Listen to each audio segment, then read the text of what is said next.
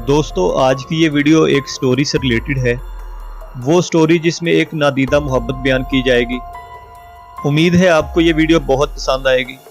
पसंद आने की सूरत में इस वीडियो को लाइक कीजिएगा और कमेंट सेक्शन में अपनी राय का इजहार ज़रूर कीजिएगा।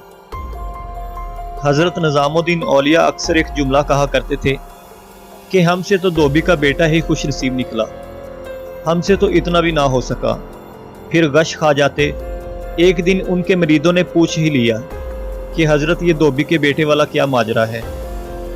आप रहमतुल्लाह ताला अलैह ने फरमाया, एक धोबी के पास महल से कपड़े धुलने आया करते थे और वो मियाँ बीवी कपड़े धोकर इस्त्री करके वापस महल पहुँचा दिया करते थे।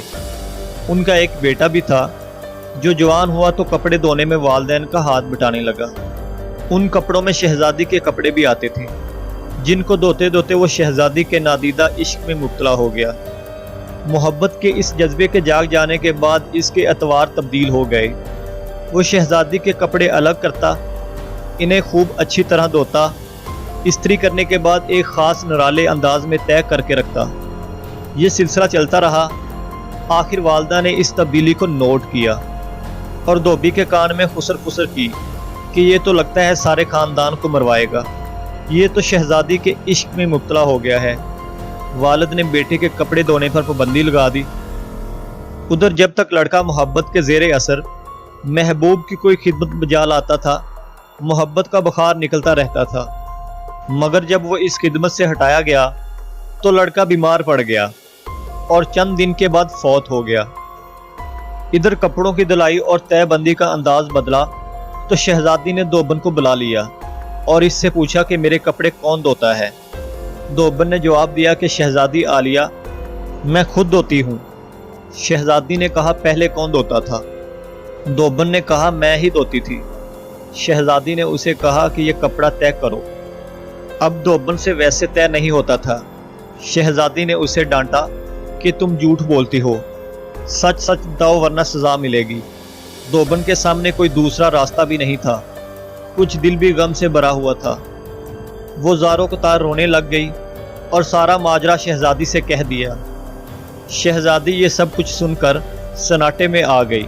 फिर इसने सवारी तैयार करने का हुक्म दिया और शाही बग्गी में सवार होकर फूलों का टोकरा भरकर लाई और मकतूले मोहब्बत की कब्र पर सारे फूल चढ़ा दिए। जिंदगी भर इसका ये मामूल रहा कि वो इस धोबी के बच्चे की बरसी पर इसकी कब्र पर फूल चढ़ाने ज़रूर आती। ये बात सुनाने के बाद हज़रत कहते हैं कि अगर एक इंसान से बिन देखे मोहब्बत हो सकती है तो भला अल्लाह से बिन देखे मोहब्बत क्यों नहीं हो सकती। एक इंसान से मोहब्बत अगर इंसान के मिजाज में तब्दीली ला सकती है और वो अपनी पूरी सलाहियत और मोहब्बत इसके कपड़े धोने में बुरुए कार ला सकता है, तो क्या हम लोग अल्लाह से अपनी मोहब्बत को इसकी नमाज पढ़ने में इसी तरह दिल व जान से नहीं इस्तेमाल कर सकते? मगर हम बोझ उतारने की कोशिश करते हैं।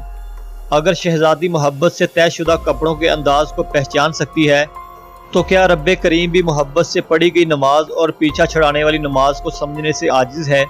हज़रत निज़ामुद्दीन औलिया रहमतुल्लाह ताला अलैह फरमाते हैं, वो धोबी का बच्चा इस वजह से कामयाब है कि उसकी मोहब्बत को कबूल कर लिया गया, जबकि हमारे अंजाम का कोई पता नहीं, कबूल होगी या मुंह पर मार दी जाएगी।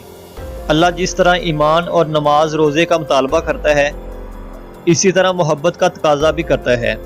ये कोई मुस्तजिब नहीं, फ़र्ज है, मगर हम गाफिल हैं। फिर फरमाते, अल्लाह की कसम, अगर ये नमाजें ना होती तो अल्लाह से मोहब्बत करने वालों के दिल इसी तरह फट जाते जिस तरह धोबी के बच्चे का दिल फट गया था। ये सारी की सारी रात की नमाज ऐसे ही नहीं पढ़ी जाती, कोई जज्बा खड़ा रखता है। फरमाते, ये नुस्खा अल्लाह पाक ने अपने नबी सल्लल्लाहु अलैहि वसल्लम के दिल की हालत देकर बताया था कि आप नमाज पढ़ा कीजिए और रात भर हमारी बातें दोहराते रहा कीजिए, आराम मिलता रहेगा। इसी वजह से नमाज के वक़्त आप फरमाते थे, जिसका तर्जमा ये है, ऐ बिलाल हमारे सीने में ठंडक डाल दे अजान देकर। तो ये सी दोस्तों आज की हमारी ये वीडियो। अगर पसंद आई है तो लाइक ज़रूर कीजिएगा दोस्तों। मिलते हैं नेक्स्ट वीडियो में। अपना ख्याल रखिएगा। अल्लाह हाफिज़।